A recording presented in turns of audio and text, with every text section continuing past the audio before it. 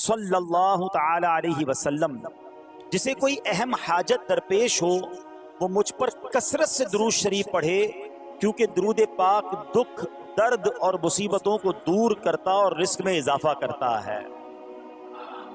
تو جب بھی کوئی مشکل آئے، پریشانی آئے، تکلیف آئے، ٹینشن آ جائے تو اس کا بار بار اظہار کرنے سے ٹینشن دور نہیں ہو جاتا۔ کوئی بھی مشکل آتی ہے بندہ سبھی کو بتاتا پھرے، بار بار ذکر کرتا رہے کہ یار بڑی مشکل میں ہوں، بڑی پریشانی میں ہوں۔ شاعر کہتے ہیں نا کہ دکھوں نے تم کو جو گھیرا ہو تو درود پڑھو، دکھوں نے تم کو جو گھیرا ہو تو درود پڑھو، جو حاضری کی تمنا ہو تو درود پڑھو۔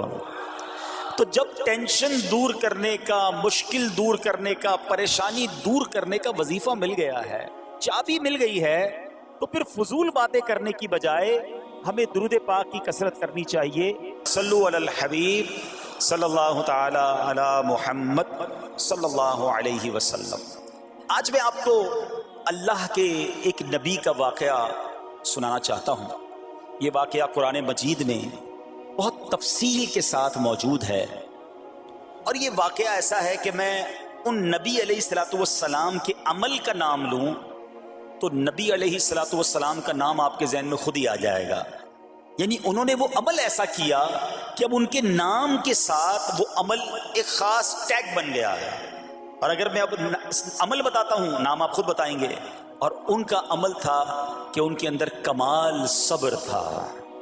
اب یہ صبر کرنے والے نبی کون ہیں؟ صبر ایوب علیہ السلام۔ مشہور ہے دنیا میں کہ ایوب علیہ السلام کا جو صبر ہے وہ ضرب المثل بن گیا، وہ ایگزامپل بن گیا۔ صبر تو بہت سارے لوگوں نے دنیا میں کیا، مصیبتیں تو بہت سارے اللہ والوں پر آئیں، مگر حضرت ایوب علیہ الصلوۃ والسلام کو اس قدر کمال کا صبر جو ان کا تھا، تو کیا واقعہ ہے۔ تو آج مشکلیں ہیں، پریشانیاں ہیں، ٹینشن ہیں، لوگ جب پریشان ہوتے ہیں تو صبر کا دامن تھامنے کی بجائے نارملی بے صبری، شکوے اور شکایات کی طرف جاتے ہیں۔ تو زندگی میں جب بھی کوئی معاملہ آئے نا، ہمیں اللہ کے کلام کی طرف رجوع کرنا چاہیے، اللہ والوں کی سیرت کی طرف رجوع کرنا چاہیے، اور رب کریم کے جو منتخب ترین بندے ہیں، دنیا کے افضل ترین جو افراد ہیں، وہ انبیاء کرام علیہ الصلوۃ والسلام ہیں۔ تو ہمیں جب بھی کوئی پرابلم آئے، جب بھی کوئی مسئلہ درپیش ہو، پہلے دیکھیں اللہ والوں نے اس موقع پر کیا کیا تھا، قرآن کیا کہتا ہے، حدیث کیا کہتی ہے، تو پھر زندگی میں چیزیں آسان ہو جاتی ہیں۔ تو حضرت ایوب علیہ الصلوۃ والسلام کی سیرت کے بارے میں جانتے ہیں کہ آپ حضرت اسحاق علیہ الصلوۃ والسلام کی اولاد میں سے ہیں، اور ان کی والدہ حضرت لوط علیہ الصلوۃ والسلام کے خاندان سے ہیں۔ اللہ تعالیٰ نے آپ کو ہر طرح کی نعمت سے نوازا تھا، آپ حسن و صورت والے بھی تھے، یعنی آپ کو اللہ پاک نے بہت خوبصورت بھی بنایا تھا، اور اللہ کریم نے مال بھی بہت دیا، اولاد میں بھی کثرت دی، ویل آف لائف تھی، خوبصورتی بھی ہے، مال بھی ہے، اولاد بھی ہے۔ اچھا، پھر ظاہر مال تھا تو گھر بھی تھے، جانور بھی تھے۔ اس زمانے میں جو ویلتھ ہوتی تھی، جو پیسہ ہوتا تھا، وہ جانوروں کی صورت میں ہوتا تھا۔ آج کل لوگ گاڑیاں رکھتے ہیں، سونا زیورات رکھتے ہیں، اس زمانے میں جانور ہوتے تھے۔ بلکہ اب بھی اگر پاکستان کے بھی آپ انٹیریئر کے ایریا میں چلے جائیں، گاؤں گوٹھ میں جائیں، تو لوگ اپنا مال و دولت سے جانور ہی خرید رہے ہوتے ہیں۔ ان کے نزدیک یہی ان کا جو ہے، وہ جو بھی ان کا کاروبار ہوتا ہے اور مال ہوتا ہے۔ اب آپ پر امتحان آیا، آزمائش آئی، اور وہ آزمائش کیسے آئی کہ پہلے آپ کا مکان گرا، اور خاندان کے جتنے افراد تھے اور آپ کے بیٹے تھے، جتنے بھی آپ کے بیٹے تھے نا، وہ سب اس مکان کے تلے دب کر انتقال کر گئے۔ اللہ اکبر۔ آپ کو آ کر خبر دی جاتی گئی کہ حضور آپ کا مکان گر گیا ہے، آپ کے بچے دب گئے اور دب کر ان کا انتقال ہو گیا ہے۔ آپ فرماتے تھے میرا کیا ہے، جس کا تھا اس نے لے لیا، جب تک اس نے مجھے دے رکھا تھا وہ میرے پاس تھا، جب اس نے چاہا اس نے واپس لے لیا، اسی نے دیا تھا نا۔ تھوڑی دیر بعد خبر آئی کہ آپ کے جتنے جانور تھے، ہزارہا اونٹ تھے، بکریاں تھی، ریوڑ کے ریوڑ تھے، سارے جانور جو ہیں وہ مر گئے۔ کسی نے آ کر کہا کہ اب آپ کی جتنی دولت تھی، جتنے جانور تھے، وہ بھی مر گئے۔ سبحان اللہ۔ آپ اللہ کا شکر بجا لاتے کہتے یا اللہ جو رب کا تھا اس نے واپس لے لیا، اسی کا تھا جتنی دیر چاہا میرے پاس رہا، واپس لے لیا اس نے۔ میں اپنے رب کی رضا پر راضی، میں اس امتحان پر راضی ہوں۔ اللہ اکبر۔ اب کیا ہوا کہ آپ کی تمام کھیتیاں اور جو باغات تھے، بہت بڑی زمینیں تھیں، بڑے بڑے کھیت تھے، وہ بھی سارے کے سارے برباد ہو گئے۔ کسی نے آ کر بتایا کہ حضور اب تو کھیت بھی گئے، اب باغات بھی گئے۔ آپ نے فرمایا کہ جس کا تھا اس نے لے لیا، میں اس کی رضا پر راضی ہوں۔ جب تک میرے پاس تھا وہ میرے پاس تھا، اب رب نے واپس لینا چاہا تو اس نے لے لیا۔ اب he was empty handed، یعنی اب کچھ بھی نہیں تھا، نہ بچے ہیں، نہ مال ہے، نہ جانور ہے، نہ مکان ہے۔ مگر حضرت ایوب علیہ السلام کی زبان پر پھر بھی شکر ہے، اب بھی شکر ہے، شکوہ نہیں ہے کہ اللہ میں تیری رضا پر راضی ہوں۔ لیکن ابھی امتحان ختم نہ ہوا تھا، اور اس امتحان کے پیچھے بعض مفسرین نے ایک اور قول بھی نقل کیا کہ شیطان نے حضرت ایوب علیہ السلام کو دیکھ کر اللہ کی بارگاہ میں کہا کہ مولا یہ تیرا بندہ اس لیے تیرا شکر گزار ہے کہ تو نے اسے بڑا نوازا ہے، بڑا مال دیا ہے، اولاد دی ہے، گھر دیا ہے۔ اب رب کریم نے حضرت ایوب پر امتحان بھیجا تاکہ پتہ چلے کہ میرے نیک بندے امتحان کے بعد بھی صبر کرتے ہیں۔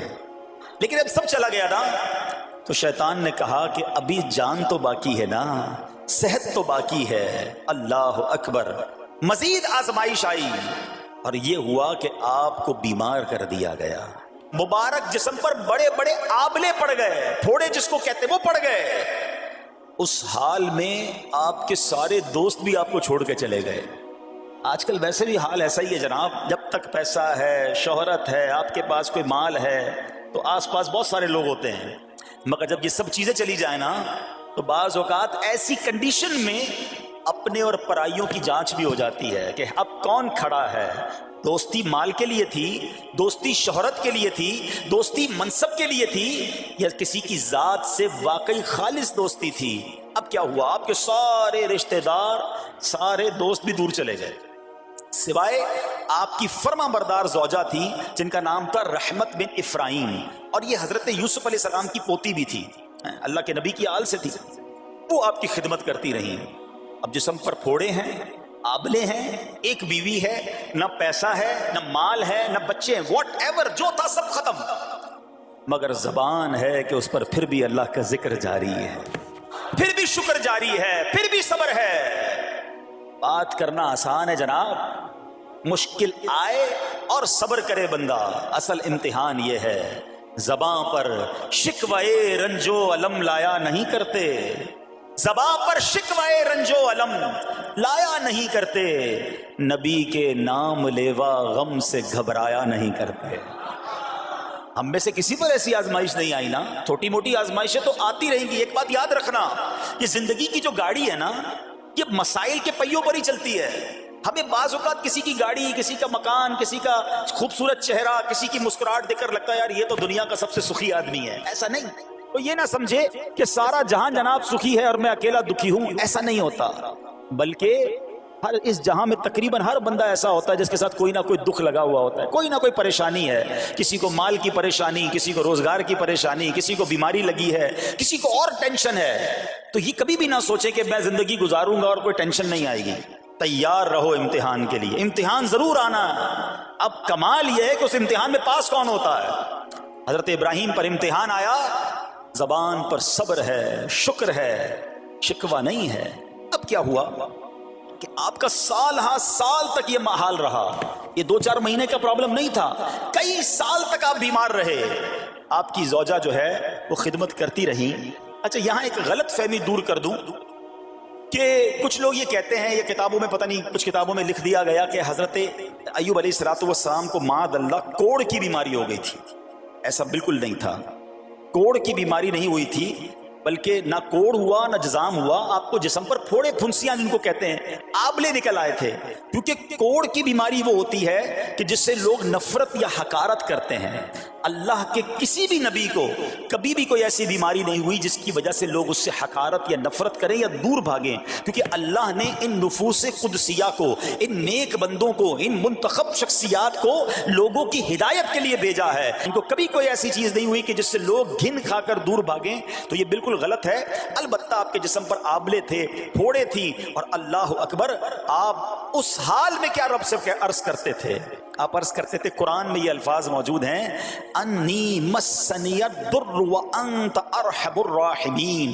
ترجمہ کیا ہے؟ مجھے تکلیف پہنچی اور تو سب مہر والوں سے بڑھ کر مہر والا ہے، رحم کرنے والوں میں سب سے بڑھ کر رحم کرنے والا ہے۔ یعنی اللہ کی بارگاہ میں یہ عرض کرتے تھے، یا اللہ تکلیف پہنچی ہے، رحم تو نے کرنا ہے، تو ارحم الراحمین ہے۔ زمانے سے نہیں کہتے تھے۔ یہاں ایک اور پرابلم ہے، میں کوئی مسئلہ ہوتا ہے، پرابلم آتی ہے، ہم ساری دنیا سے کہتے ہیں یہ مسئلہ ہو گیا، یہ پرابلم ہو گئی۔ نہیں، ساری دنیا میں سے کوئی آپ کا مسئلہ حل نہیں کر سکتا۔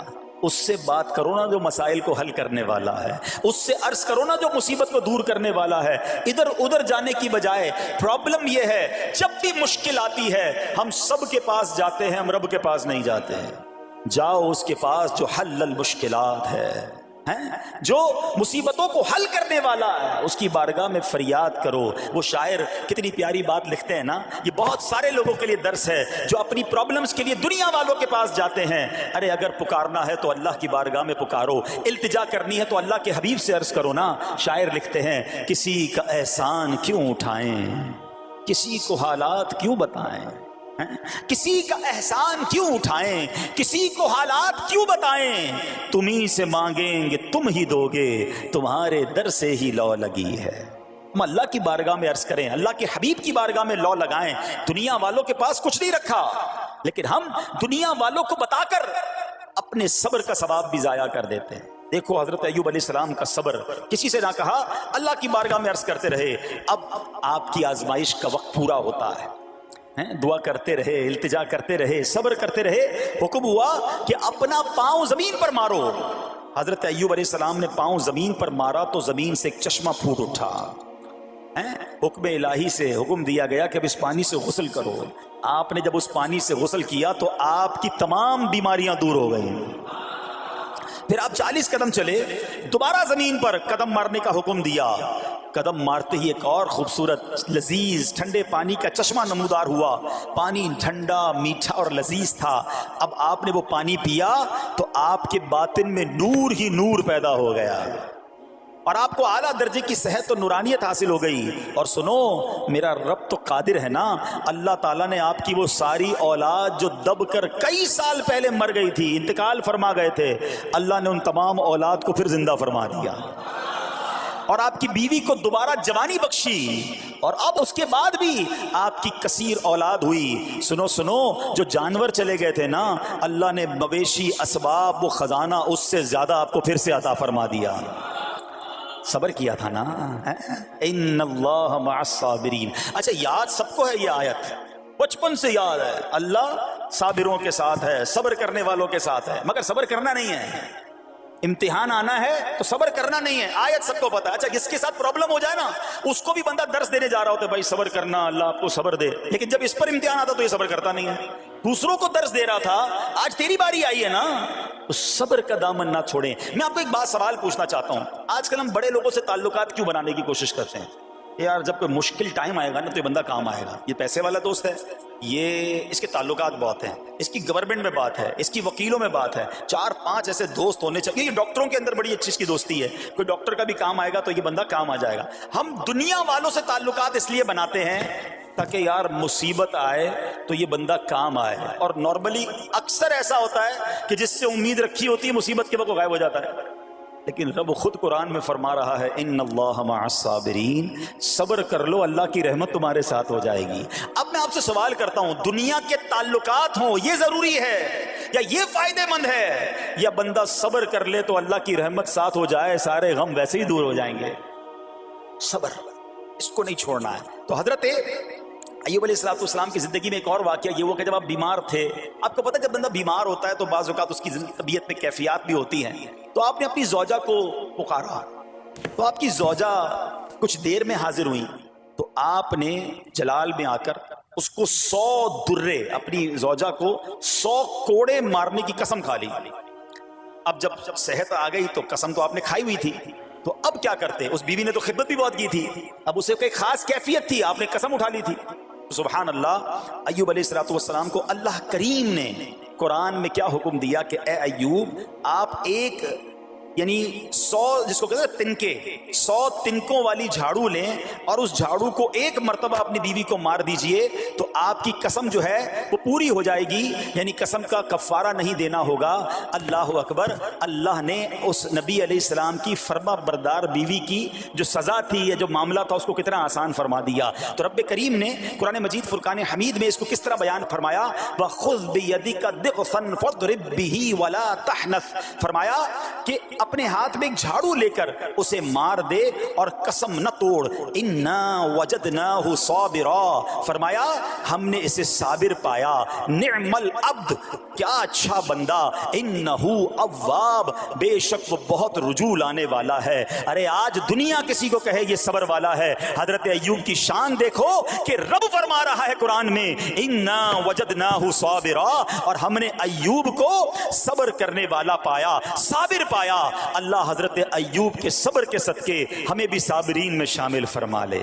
اللہ اکبر، سبحان اللہ۔ اور رب کریم نے جو اواب فرمایا، علماء کہتے ہیں کہ یہ اواب کے لاجواب خطاب کو جو آپ کے سر مبارک پر ایک تاج کی طرح رکھ دیا گیا، کیونکہ اواب کے معنی کیا ہے؟ انہو اواب، بے شک وہ بہت رجوع لانے والا ہے۔ اللہ اکبر۔ صبر کیا تو رب نے کیسے کیسے القاب جو ہیں وہ قرآن میں عطا فرمائے۔ یہاں ایک اور بات بھی سیکھنے والی ہے کہ حضرت ایوب علیہ السلام کے صبر کا کمال یہ ہے کہ قرآن میں ذکر آ گیا، اب صبح قیامت تک حافظ تلاوت کریں گے، تراویح میں قرآن پڑھا جائے گا، جب بھی قرآن کی تلاوت دنیا کے کونے کونے میں کی جائے گی، قیامت تک حضرت ایوب کے صبر کا ذکر ہوتا رہے گا۔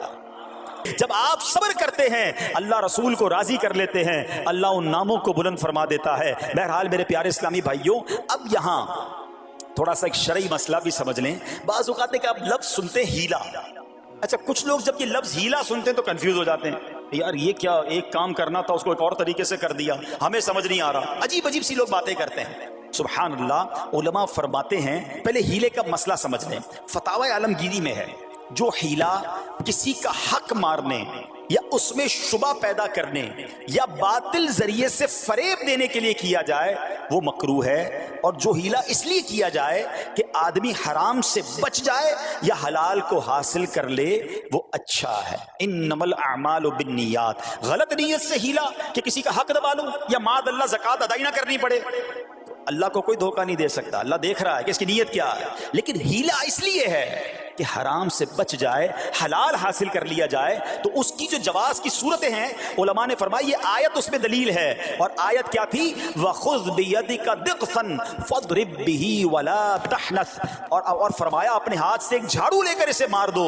اور قسم نہ توڑو۔ قسم تو 100 کوڑے مارنے کی تھی، اللہ کریم نے آسانی کا راستہ بتایا۔ ہاں ایک بات یاد رہے، یہ بڑی امپورٹنٹ بات کرنے جا رہا ہوں کہ مفتیان کرام، قابل اعتماد مفتیان کرام سے رہنمائی لے کر ہم جیسے لوگوں کو، عوام الناس کو کوئی ہیلا اپنے طور پہ نہیں کر لینا چاہیے۔ ہاں، کیونکہ بعض ہیلوں کی شرعی طور پر اجازت نہیں ہوتی، اور بعض اوقات ہیلا کرنے میں ایسی غلطی لوگ کر جاتے ہیں جن کی وجہ سے ہیلا ہوتا ہی نہیں ہے۔ تو یہاں صرف آپ کو دلیل بتانا تھا، باقی اگر کسی قسم کا کوئی شرعی ہیلا کرنا ہے تو قابل اعتماد مفتیان کرام سے رجوع کیا جائے۔ سبحان اللہ۔ اب حضرت ایوب علیہ السلام کے صبر کی بات ہوئی ہے نا، اللہ نے پتہ ہے آپ کو کتنا مقام عطا فرمایا کہ نبی کریم صلی اللہ تعالی علیہ وآلہ وسلم نے ارشاد فرمایا حضرت ایوب لوگوں میں سب سے بڑھ کر عالم، صابر اور غصہ پینے والے تھے۔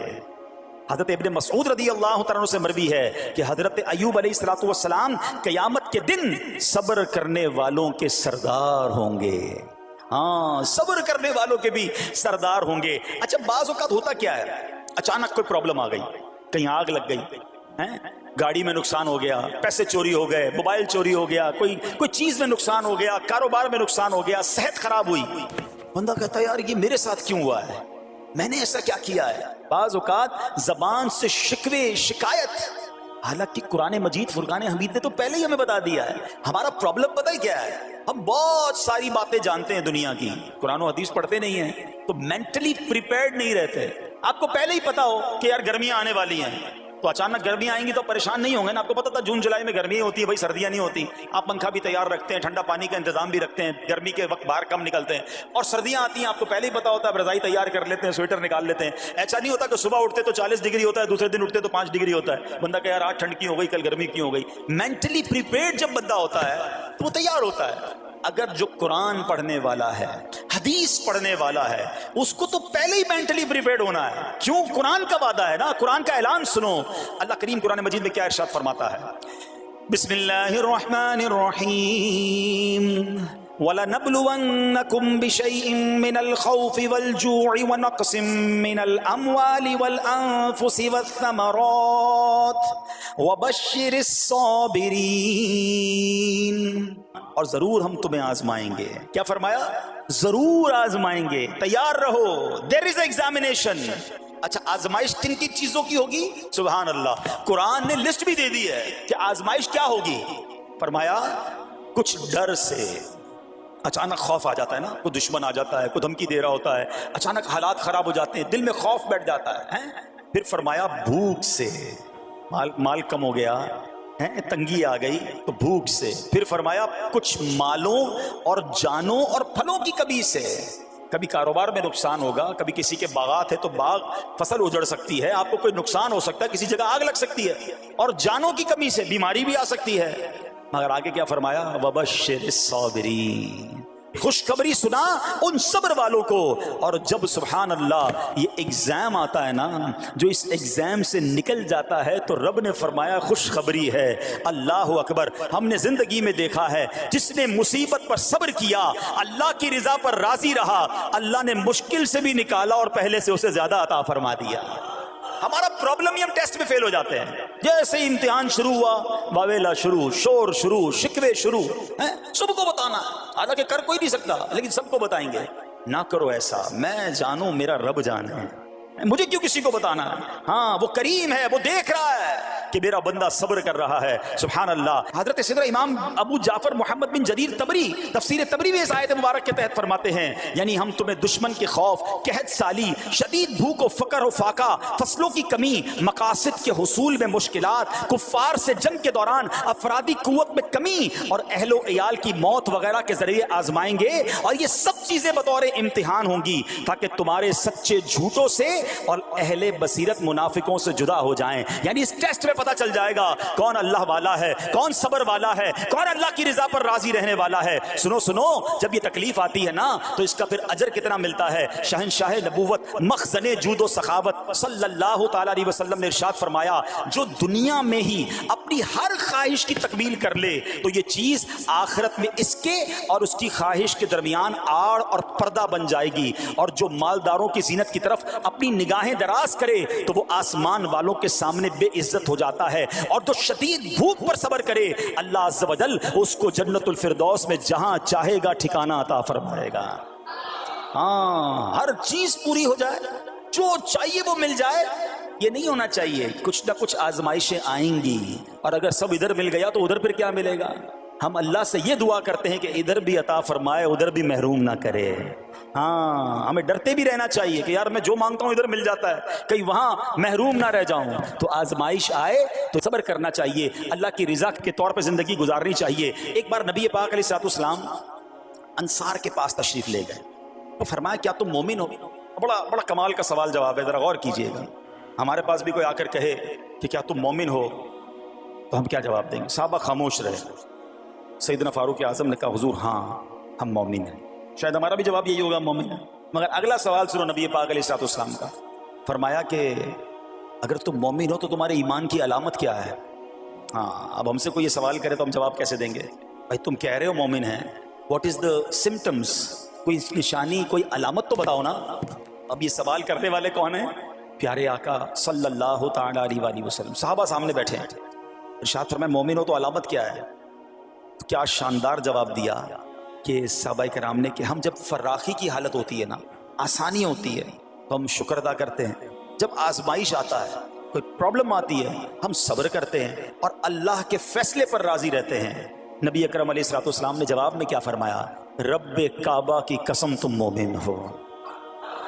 تو پتہ یہ چلا کہ مومن ہونے کی نشانی یہ ہے کہ جب اچھے دن آئیں تو شکر کرے اور مشکل کے دن آئیں تو اللہ کی رضا پر، اللہ کے فیصلوں پر راضی رہے، صبر کرے۔ اب آؤ سوال کرتے ہیں، اچھے دن آتے تو ہم کیا کرتے ہیں؟ ارے بھائی میں تو انتظار میں تھا، تھوڑے پیسے آئیں تو فلاں عیاشی کروں، فلاں گناہ کروں، تھوڑے پیسے تھے تو وہ کام ہی نہیں کر پا رہا تھا، اب تو موقع لگا ہے، اب تو دن آئے ہیں۔ معاذ اللہ، جس کو اللہ نعمتیں دیتا ہے، فراخی دیتا ہے، تو وہ اللہ کی نافرمانی میں لگ جاتا ہے، اور جب اس کو کوئی آزمائش بھیجتا ہے تو وہ ناشکری کہہ کر، بلکہ بعض اوقات تو کفریہ کلمات منہ سے نکال کر ایمان سے بھی ہاتھ دھو بیٹھتا ہے۔ ایسا نہیں ہونا چاہیے۔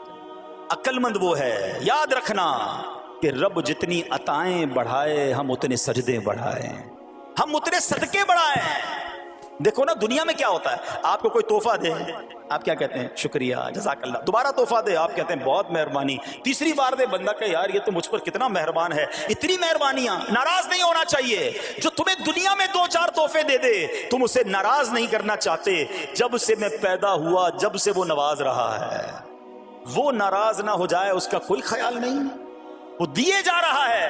ہم تو دیکھتے ہیں نا، بندہ غریب ہوتا ہے، تھوڑے گناہ، جیسے جیسے امیر ہوتا گیا اس کے پر پرزے نکلنا شروع ہو جاتے ہیں، مسجد سے دور، نمازوں سے دور، معاذ اللہ حرام کاموں میں پڑ جاتا ہے۔ ارے اللہ کے بندے، تجھے رب نواز رہا ہے، تیرے تو سجدے بڑھنے چاہیے تھے۔ لیکن ہوتا کیا ہے، وہ عطائیں بڑھاتا ہے، لوگ خطائیں بڑھاتے ہیں۔ نہ کرو ایسا۔ جب فراخی ہو، جب اللہ کی طرف سے آسانی ہو تو شکر ہو، اور جب آزمائش آئے تو صبر ہو۔ یہی مومن کی نشانی ہے، اور اللہ سے دعا کرتے ہیں کہ اللہ کریم ہمیں اپنے شکر گزار اور صبر کرنے والے بندوں میں شامل فرما لے۔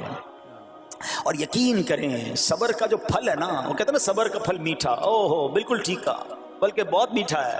سنو، اللہ عز و جل فرماتا ہے کہ جب میں کسی بندے کو بیماری میں مبتلا کروں، ہو سکتا ہے یہاں بھی میرا کوئی بھائی بیمار بیٹھا ہو، مدنی چینل کے ناظرین میں سے کوئی بیمار بیٹھا ہو، دیکھو بیماری آئے نا، شکوہ مت کرنا، صبر کرنا۔ فضیلت سنو، حدیث قدسی ہے، اللہ فرماتا ہے جب میں اپنے کسی بندے کو بیماری میں مبتلا کروں اور وہ اس پر صبر کرے، کسی سے شکایت نہ کرے، تو میں اس کے گوشت کو اچھے گوشت سے اور اس کے خون کو اچھے خون سے بدل دیتا ہوں۔ پھر اگر اسے شفا دیتا ہوں تو ایسی شفا دیتا ہوں کہ اس کے نامہ اعمال میں کوئی گناہ نہیں رہتا، اور اگر میں اسے دنیا سے اٹھا لوں تو اسے اپنی رحمت کاملہ کے سائے میں لے جاتا ہوں۔ ارے کمال ہو گیا، بیماری آئی، بیماری جب جاتی ہے تو گناہوں سے بھی پاک کر کے جاتی ہے۔ صرف ایک ہی تو کنڈیشن ہے، صبر کرنا۔ بیماری آئی، صبر کرنا، ہاں کسی سے بات نہ کریں، شکوہ نہ کریں، اللہ کی بارگاہ میں عرض کریں مولا تیری مہربانی، ہاتھ میں درد ہے باقی جسم تو سلامت ہے، اے اللہ آنکھ میں درد ہے باقی جسم تو سلامت ہے، اے اللہ گردوں میں پرابلم ہے میرا باقی جسم تو سلامت ہے، یہ بھی تیری مہربانی ہے۔ اللہ کرے کہ ہم شکر گزار بندے بن جائیں، کیونکہ یہ بیماری تو ہمارے گناہ معاف کروانے آئی تھی، مگر افسوس یہ ہے کہ جو گناہ معاف کروانے والا کام ہمارے ساتھ ہوا اس میں بھی ہم نے اللہ کو ناراض کر دیا اور شکوے شکایات کی۔ سنو، اس نے اخلاق کے پیکر نبیوں کے تاجور صلی اللہ تعالی علیہ وسلم نے ارشاد فرمایا، ابھی تو صرف بیماری کی بات ہوئی نا، اب آؤ اگر کسی کو کاروبار میں نقصان ہو گیا، کسی کے پیسے کم ہو گئے، کسی کی جان و مال کا کوئی نقصان ہوا، کوئی آگ وغیرہ لگ گئی، سنو اللہ کے حبیب علیہ الصلوۃ والسلام فرماتے ہیں کہ اللہ ارشاد فرماتا ہے، پھر حدیث قدسی ہے کہ جب میں اپنے کسی بندے کے بدن یا اس کے مال یا اس کی اولاد کی طرف کوئی سختی بھیجوں، پھر وہ صبر جمیل کے ساتھ اس کا استقبال کرے، تو قیامت کے دن مجھے اس سے حیا آئے گی کہ میں اس کے لیے میزان قائم کروں یا اس کا نامہ اعمال کھولوں۔ ہائے ہائے ہائے، سمجھتے ہو اس کا مطلب؟ اللہ فرما رہا ہے مجھے حیا آئے گی کہ اپنے بندے سے اب کیا حساب لوں۔ جب آزمائش بھیجی تھی تو اس نے صبر کیا تھا، اس نے شکوہ نہیں کیا تھا۔ خدا کی قسم میں آپ سے پوچھتا ہوں، میرا کوئی نقصان ہو جائے اور قیامت کے دن میرا نامہ اعمال نہ کھولا جائے، مجھے اللہ کی بارگاہ میں حساب نہ دینا پڑے، مجھے بتاؤ یہ دنیا کے حساب نقصان کی کیا حیثیت ہے اگر ادھر بخشا جائے۔ سنو تو صحیح، رب فرما رہا ہے کہ مجھے حیا آتی ہے کہ اس کے لیے میزان قائم کروں یا اس کا نامہ اعمال کھولوں۔ ارے یہ ساری دنیا کی دولت दौलत, ये सारी दुनिया की आसाइशें एक तरफ, अगर कयामत के दिन हिसाब किताब में आसानी मिल जाए, अल्लाह बिला हिसाब जन्नत में दाखिल कर दे, इससे बढ़कर कोई नेमत नहीं। मगर आज अफसोस ये होता है कि अगर किसी पर इम्तिहान आता है, वो इस इम्तिहान में फेल हो जाता है। इस हदीस में एक लफ्ज इस्तेमाल हुआ सब्र जमील के साथ। अब ये भी बड़ा मसला है कि लोगों को यही नहीं पता कि सब्र जमील है क्या। लोग कहते तो बहुत हैं, अल्लाह पाक आपको सब्र जमील अता फरमाए। अब उससे पूछो भाई सब्र जमील की तारीफ क्या है, तो फिर तारीफ नहीं पता होती। ये किसी जमील भाई का सब्र नहीं है जिसको सब्र जमील कहा जाता है। सब्र जमील की तारीफ समझो। उलमा कहते हैं किसी मुसीबत ज़दा और गैर मुसीबत ज़दा को बराबर में देखो, मगर दोनों में कोई फर्क नजर ना आए। यानी चेहरा भी ना बताए कि वो किसी मुश्किल में है, उसकी आदतें भी ना बताएं कि वो किसी प्रॉब्लम में है, यानी उसको देखकर पता ही ना चले कि वो बड़ी मुश्किल में है। फरमाया ये है सब्र जमील। मगर आज हमारा हाल ये है, हमारा चेहरा बता देता है भाई खैर तो है, बड़ी टेंशन में हो, हाँ यार क्या करूं, बस मोबाइल टूट गया, अरे भाई बड़ी चेहरे पे बड़ी हवाइयां उड़ रही हैं, बस क्या करूं जनाब, आज 5,000 रुपए खो गए। 5,000 रुपए खो जाएं, छोटा सा नुकसान हो जाए, हमारा चेहरा बता देता है कि हमारे साथ कोई मामला हुआ है। सब्र जमील ये है कि देखकर कोई पहचान ही ना सके कि ये बंदा कितनी मुश्किल में है, चाहे अंदर कितनी तकलीफ में हो, दुनिया वालों को ना बताए, क्योंकि वो रब का बंदा है, वो अल्लाह की बारगाह में फरियाद करे। ये सब्र जमील है और अल्लाह इसे हम सबको नसीब फरमाए। हाँ, ये बड़ी कमाल की बात है। हम क्या करते हैं, सारे जहान को बताते हैं। अच्छा, फिर आखिर में लोग कहते भी हैं, जब पूरे मोहल्ले को बता दिया ना, फिर उसके बाद कहते हैं बस क्या करें भाई, सब्र ही कर रहे हैं। अब आप सब्र नहीं कर रहे हजरत, हाँ आपका सब्र चला गया, आपने सारी दुनिया को तो बता दिया। सब्र यह है कि सब्र पहले सदमे पर होता है। जैसे ही आपको कोई सदमा लगा ना, अब आप जाने रब जाने, ना बताएं किसी को, ठीक है। वो अलग बात है आप किसी को दुआ के लिए कह दें, लेकिन बड़ा नुकसान हो गया, बड़ी मुश्किल हो गई, बड़ी परेशानी हो गई, उससे हल तो कोई नहीं होना। अच्छा, हमारा माजरा एक और भी बड़ा अजीब है, मुश्किल हो जाए तो सबको बताते हैं, आसानी हो जाए तो फिर किसी को नहीं बताते हैं। 5,000 का नुकसान सारे मोहल्ले को पता है, 50,000 का फायदा हुआ, फिर किसी को बताया आपने? नहीं यार बताऊंगा तो नजर लग जाएगी। घर वालों को तो बिल्कुल भी नहीं बताऊंगा, खर्चा बढ़ा देंगे। घर वालों को सारी टेंशन की खबरें जाके दे रहे होते हैं, मार्केट में बड़ा नुकसान हो गया, आज बड़ा मंदा है, अरे भाई कारोबार बिल्कुल नहीं है, ताकि घर वालों का खर्चा रोक सके।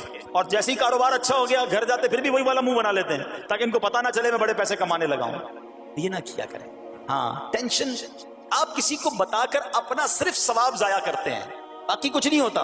करना रब ने है, और ये अगर आजमाइश मेरे दर्जे बुलंद करने आई है, अगर ये आजमाइश मुझे अल्लाह के करीब करने आई है, तो फिर तो इसका इस्तकबाल होना चाहिए ना। हाँ, हमारे बुजुर्गाने दीन तो आजमाइशों का इस्तकबाल किया करते थे। और सुनो, यहां हो सकता है कि मेरा कोई नाबीना भाई बैठा हो, बाज़ औक़ात ऐसा भी होता है कि अचानक किसी की बीनाई चली जाती है, आंखें ठीक होती हैं और अचानक एक्सीडेंट हुआ या कोई वाकया हुआ है, बहुत बड़ी आजमाइश। अल्लाह इस आजमाइश से हमें महफूज रखे। मगर देखो मेरे रब की शान देखो, जब भी कोई तकलीफ आती है ना, बंदा सब्र करे, उस तकलीफ का अजर तैयार है, उसका कमाल से उसकी रहमत तैयार है, रहमत की बरसात तैयार है। सुनो, अल्लाह फरमाता है कि ए जिब्राइल, जब मैं अपनी किसी बंदे की बीनाई ले लूं तो उसका अजर यह है कि मैं उसे अपने दीदार से मुशर्रफ फरमाऊंगा। हाँ, आंखें गई हैं, मगर अल्लाह फरमाता है मैं अपना दीदार करवाऊंगा। बस सिर्फ सब्र करना है। इसी तरह मेरे प्यारे इस्लामी भाइयों, बाज लोगों के यहाँ बच्चे का इंतकाल हो जाता है, छोटे छोटे बच्चों का इंतकाल हो जाता है, या बाज़ औक़ात पैदाइशी बच्चा मरा हुआ होता है, पैदा उसका इंतकाल हो जाता है, या बाज़ औक़ात विलादत से पहले ही बच्चा ज़ाया हो जाता है। बहुत शोर, बड़ा वावेला, बड़ा रोना पीटना घरों में होता है। मत किया करो ऐसा। यकीन करें ये बहुत बड़ा इनाम तुम्हें मिलने जा रहा है।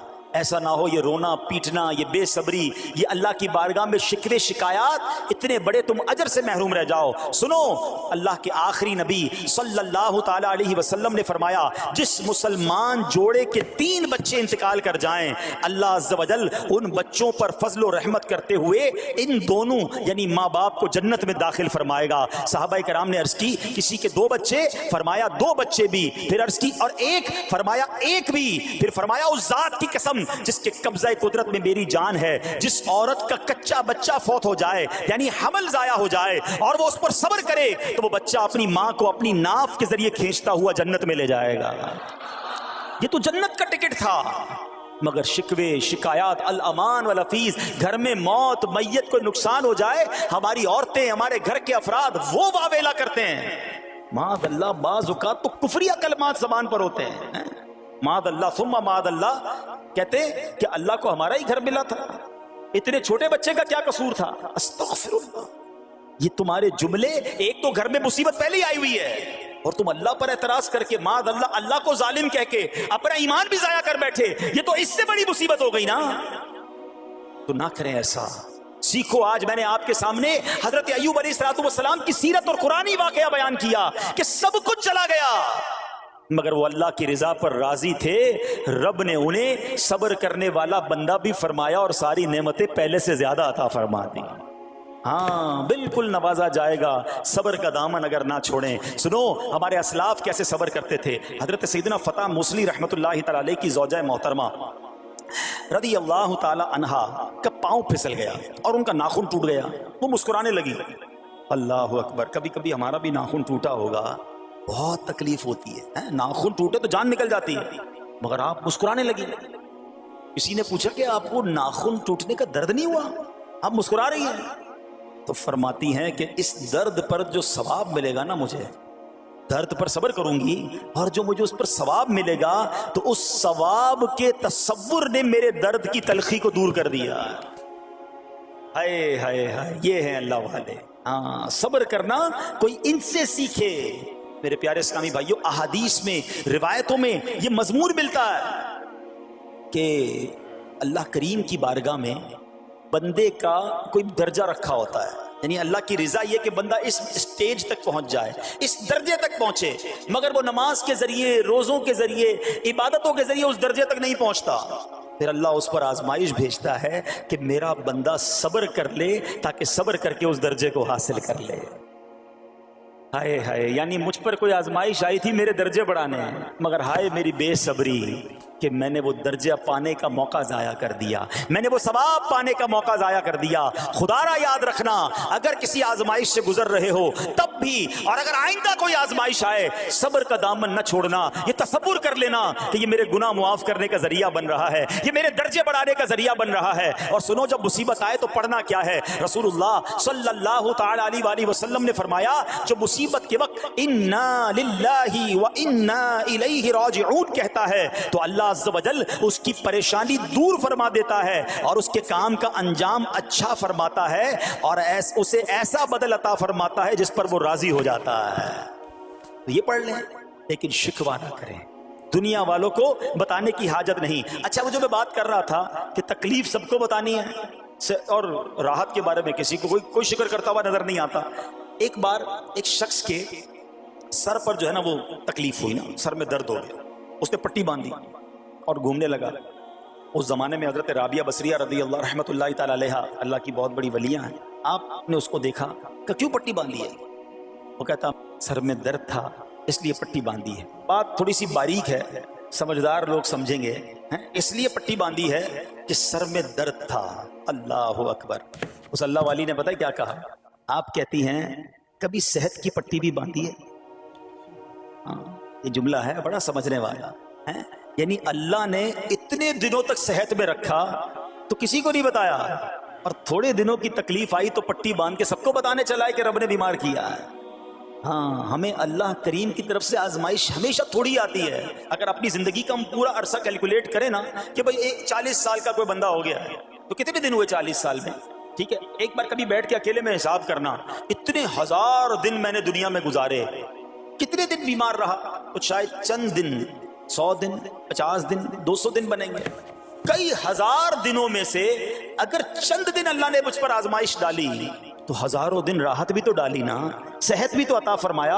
اتنے دن جس رب نے چھاؤں میں کھڑا کیا، اگر تھوڑی دیر کے لیے دھوپ آئی ہے تو مجھے شکوہ نہیں کرنے چاہیے. یاد رکھنا، ہر رات کے بعد صبح ہے، ہر دھوپ کے بعد چھاؤں ہے. اگر تم انتظار کرو گے تو رب ایسی رحمت تم پر نازل کرے گا، اپنے غائب کے خزانوں سے عطا فرمائے گا. قرآن میں رب نے وعدہ کیا ہے، وَمَن يَتَوَكَّلْ عَلَى اللَّهِ فَهُوَ حَسْبُهُ، جو اللہ پر بھروسہ کرے اللہ اس کے لیے کافی ہے. مگر ہمارا پرابلم یہ ہے کہ جب مشکل آتی ہے ہم یہ ساری باتیں بھول کر بس شکوہ شکایات اور پریشانی میں چلے جاتے ہیں. ارے آپ اس مصیبت کو اللہ کی طرف سے نعمت سمجھ لو, اللہ کی طرف سے یہ سمجھ لو کہ میرے گناہ معاف کروانے, میرے درجات بلند کرنے کے لیے آیا ہے. اچھا اب ایک اور بات, بعض اوقات شیطان ہے نا, وہ کسی کے دماغ میں وسوسہ ڈالتا ہے کہ یار جب میں نمازیں نہیں پڑھتا تھا نا تب تو اتنا پریشان نہیں رہتا تھا, جب سے نمازیں شروع کی, دعوت اسلامی کے اجتماع میں آنے لگا, مدنی قافلوں میں سفر شروع کر دیا, اب تو میں نے کچھ ذمہ داری بھی لینا شروع کر دی ہے.